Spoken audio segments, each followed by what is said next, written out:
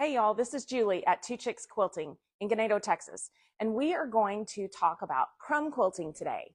We always like to share these fun little ideas with you, and so I have figured out how to do crumb quilting so easy.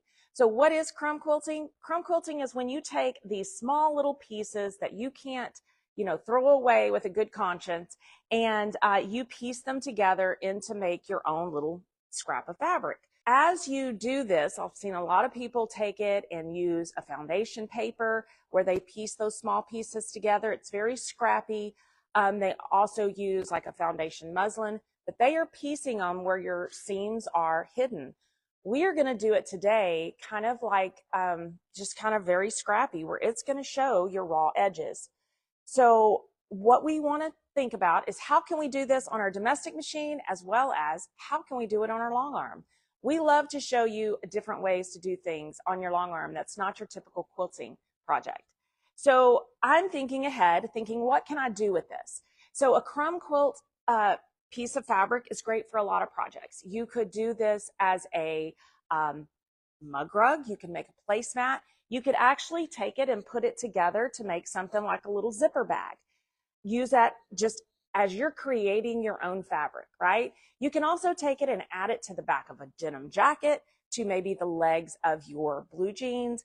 There's a lot of ways to use this. So just use your imagination and stay tuned for the directions. We're going to show you how to do it on your long arm as well as on your domestic.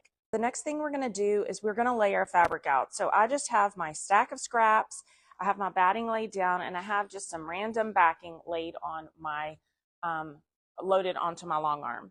So I am going to lay some pieces out. Now I like to use, think about not working from the outside in, because it kind of makes it look like a target. But if you just lay some bigger pieces down, just randomly around some of your bigger scraps in a variety of color, and then we're going to go back and just start filling in the blanks. So don't worry if you have a piece that's like a little wrinkled, just kind of smooth it out best you can. Now we are going to lay this out to where we have the entire batting piece covered, and we want to overlap our edges. So lay things to where when you're going to go right over the edge of that batting too. Trying to find something that I haven't already used, just to throw some color in there. You're going to start overlapping when you get your pieces closer together. Don't worry if it's kind of folded up, because you are going to quilt that down. You ever, you always say, we can quilt that out. Well, that's exactly what we're about to do. We're going to cover up all of those little wrinkles, and trying to find something I haven't used already. Then we are going to have we're going to put thread in our machine that is kind of neutral. My thread that I have loaded on my machine is just a cream. And then we're going to quilt on top of all of these pretty pieces of fabric. I need a tiny little piece right there. Get me some more options out here.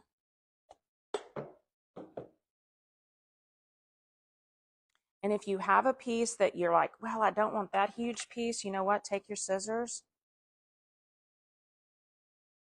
and cut you a little piece off and fill that hole in. I don't want to overthink this too much, but I try not to put my pieces that I've already used side by side, because what's the point of that, right? We want it to have a good scrappy look.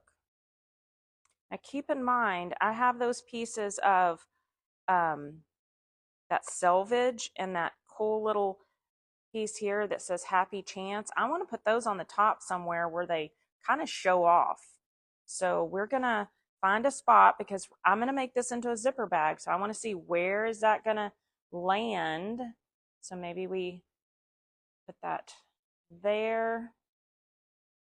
Fills that gap. We're going to fill a gap right there. I don't have a huge variety in my scraps, because I chopped these up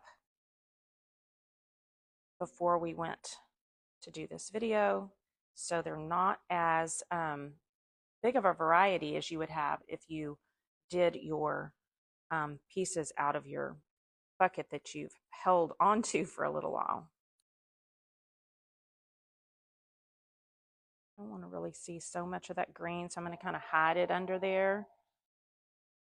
I'm going to add a smaller piece of this if it's big enough. That one's not big enough, so guess what? I'm going to cut one down. And then I'm going to think, where am I going to put my happy chance? I want it to show on my zipper bag, so I'm going to think I'm going to be folding this kind of in half, so maybe I want to put that happy chance somewhere just kind of like in the middle. And then we'll have another one. Need another piece right here. Okay, we're all filled up and we are ready to start our quilting. So I'm going to move out my scraps back out of the way, but I'm going to keep those handy because when I get started and I'm quilting this, these fabrics tend to bounce a little bit and then they may shift on us. So we want to make sure that we, we may want to add a little piece here and there. So I am going to pull my threads up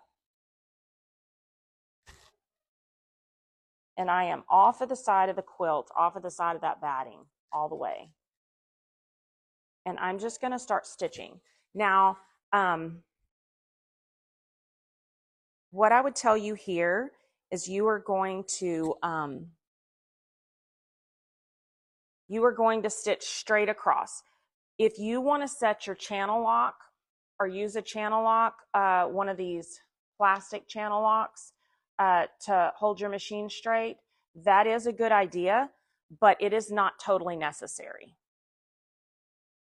Trying to stay out of the video or the camera's angle, but we're gonna. So I am just using my channel lock to go straight across here to get me started, to get me a good line. I'm just making sure that as I go across these fabrics that I'm holding them down and keeping them from flipping. I'm going to turn my channel lock off now because I can kind of see what I'm doing now. I'm going to go back up and get another little line above this because I didn't start right on the edge of that batting.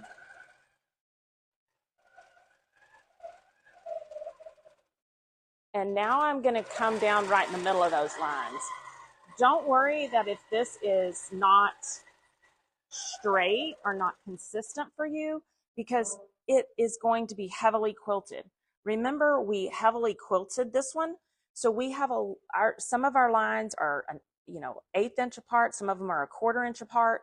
So we are going to quilt this down until there's no worries that anything is going to come up.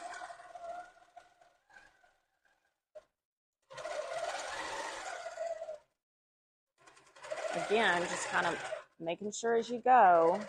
And where I'm traveling down to stitch my next line, I am off of that batting or at the very, very edge of it.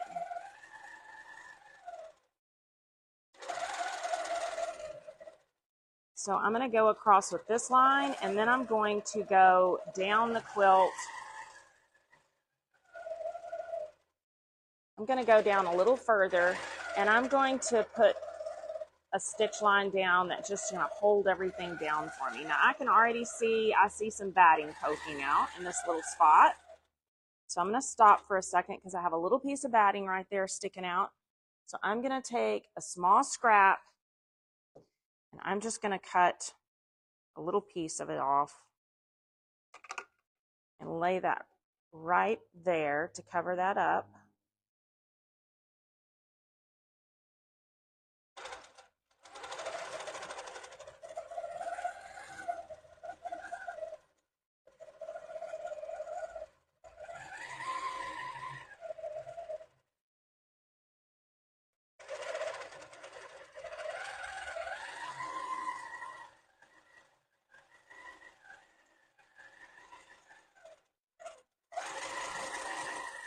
I'm adding some extra stitches.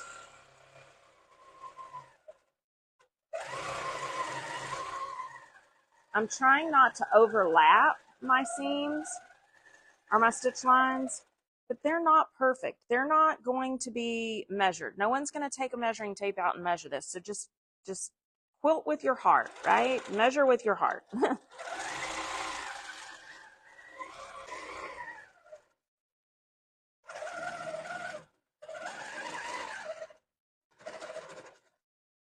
See a little spot right there.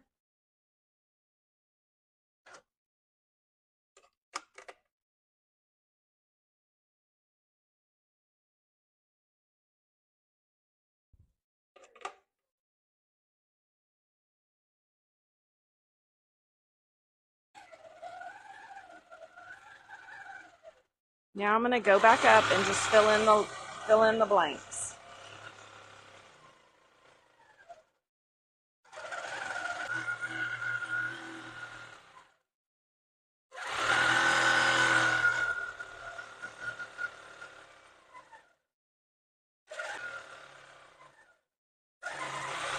Now, once I quilt that direction horizontally, I'm going to go back and do it vertically. I'm not going to quilt as thick going this way, but I am going to put some stitches down.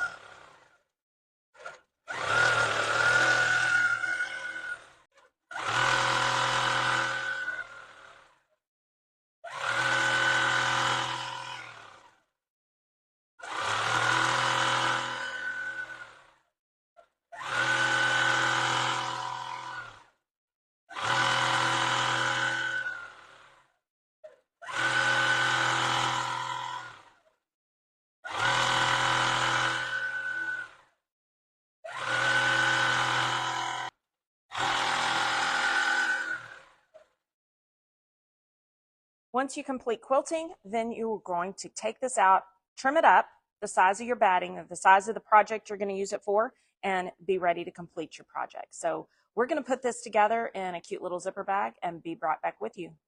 Hey y'all, I am back here and we're going to work on making our crumb quilt on our domestic machine now. So I have the same, we're going to do the same concept. We are going to lay down a piece of batting and we're going to lay our fabrics out on top of it.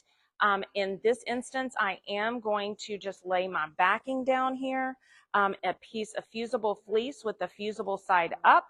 I'm going to lay down all of my pieces to cover that fusible fleece really well.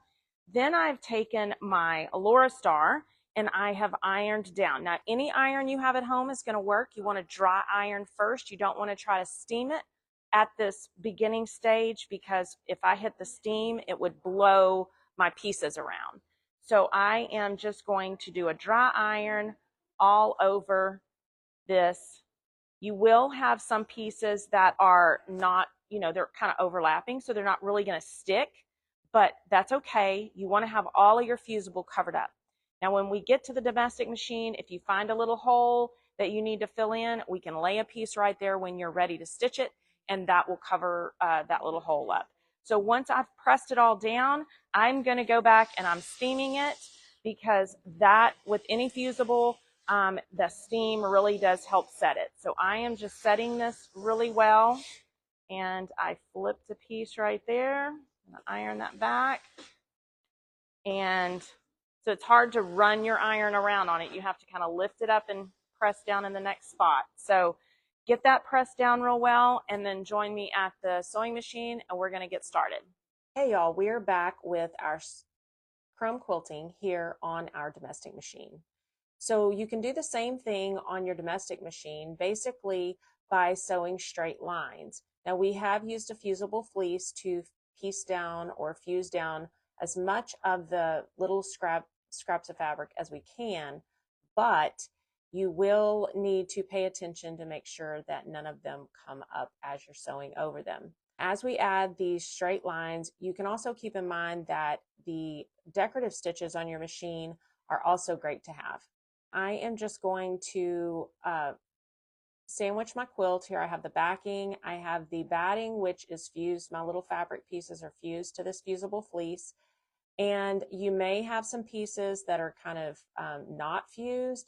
So just be careful with those as you stitch along to make sure you don't overlap anything. So just keep those pressed down. And if you have a spot where you need to add a piece to cover a piece of batting, feel free to do that as you sew along. We have lengthened our stitch. We want the stitch to be a little bit longer because you are sewing through multiple layers, remember. And you can, to get your first line very straight, you can either draw with a ruler to follow along, or you can make a space or make a marking on your machine that you follow along for the first stitch. And then you can use your foot to guide you the rest of the way. I've pivoted when I got to the end of the first row, and I am going to just turn around and go the other direction. So when I get to the end, I can pivot and sew just a little ways down and use kind of my own judgment to how far over I want to go. Don't try to be perfect here, because the cool thing about this project is the ability to be imperfect. So we just want to put our quilting lines down. Right now I'm doing them pretty far apart, and then I'm going to go back and add more stitching in between.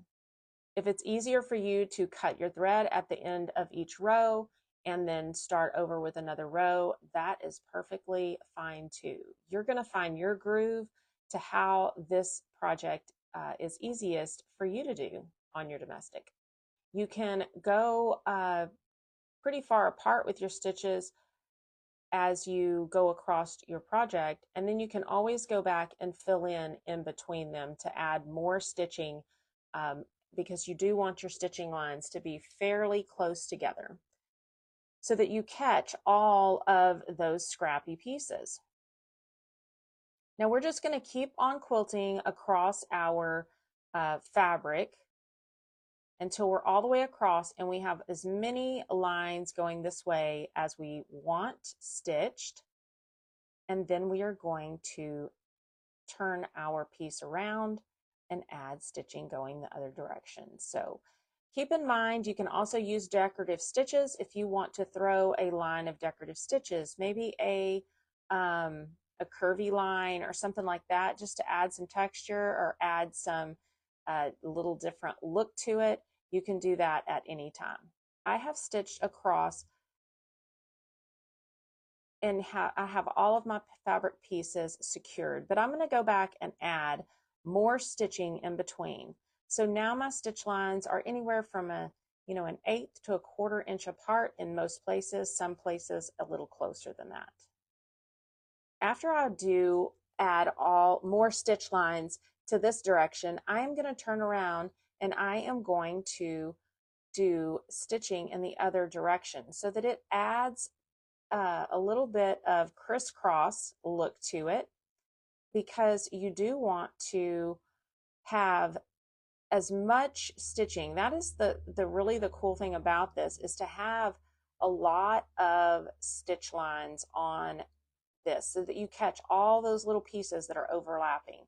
You don't want any raw edges able to be lifted up.